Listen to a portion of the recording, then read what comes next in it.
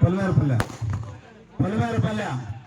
పంచాయతీలో జయోబీసీ కార్యక్రమానికి ముఖ్య అతిథిగా వచ్చేసిన రాహుల్ రెడ్డి గారికి, నాగేశ్ రెడ్డి గారికి, రెడ్డప్ప గారికి, రామయ్య గారికి, చంద్రకిషోర్ గారికి,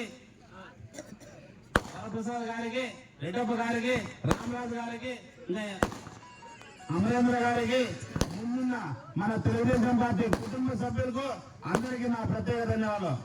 ముఖ్యంగా మన తెలుగుదేశం పార్టీ రాష్ట్ర పార్టీ అధ్యక్షులు పిలుపు మేరకు అచ్చెన్నాయుడు, కొల్లు రవీంద్ర గారు, నారా లోకేష్ చంద్రబాబు పిలుపు మేరకు ప్రతి ఒక్క గ్రామంలోనూ మండలంలోనూ జేఓటీసీ మీటింగ్ ఏర్పాటు చేసి మన కులస్తులను ఐక్యతగా చేసి తెలుగుదేశం పార్టీకి ఓట్లేసి గెలిపించవలసిందిగా మనందరికీ ఈ అవకాశం ఇచ్చున్నారు. కానీ రాష్ట్ర ప్రభుత్వం మన బీసీలంతా చాలా వెనుకబడి ఉండాలని 54 సాధికార కమిటీలు పెట్టి ప్రతి కులానికి ఒక కన్వీనర్ పెట్టి ఒకరినొకరిని చైతన్యపరిచేదానికి 54 సాధికార కమిటీలు పెట్టారు. కానీ వైఎస్ఆర్ గవర్నమెంట్ 56 కమిటీలు పెట్టి ఆ కమిటీల్లో ఒక కుర్చీ లేకుండా అందరికి చైర్మన్లు ఇచ్చి ఏమీ లేకుండా చాలా దారుణంగా దిగజారిపోయేదని చేశారు. కానీ మన తెలుగుదేశం పార్టీ అలా ఉండదు. కష్టపడిన ప్రతి ఒక్క కార్యకర్తకు అన్ని విధాల సహాయ సహకారాలు ఉంటాయి. కానీ ఇక్కడ తెలుసుకోవాల్సిన ముఖ్యంగా ఒకటి, మనం వైఎస్ఆర్ గవర్నమెంట్ లో చాలా దెబ్బతినిపినాం, వెనుకబడి ఉన్నాం. మన టీడీపీ గవర్నమెంట్ వచ్చిన తర్వాత మన కార్యకర్తలకు అందరికీ మంచి గౌరవం ఉంటుంది. ఈ రోజు రాష్ట్రంలో ఎక్కడ తిరిగినా కూడా మన బీసీలందరూ చాలా ముందుకెళ్తున్నారు. వాళ్ళు చిత్తం అంటున్నారు కదా వైఎస్ఆర్ లో, దేనికి చిత్తం అంటే ఓడిపోయేదానికి చిత్తమని మీకు సభావనంగా తెలియజేస్తున్నాను.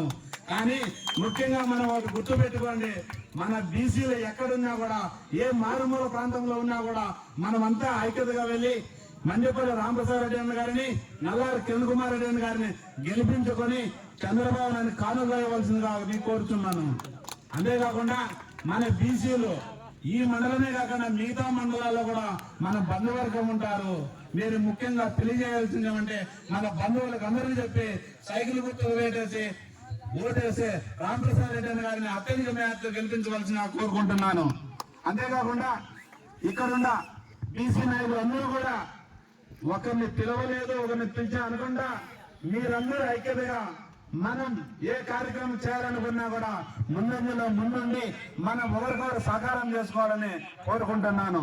అంతేకాకుండా ఇక్కడికి ఇచ్చేసిన మన కుటుంబ సభ్యులకు, ముఖ్యంగా మన బీసీ సోదరులకు, మన ప్రతి ఒక్క పిల్లవాడిని చదివించుకొని ఆర్థికంగా ఎదిగినప్పుడే మన బీసీలంతా పెరగలుగుతాం.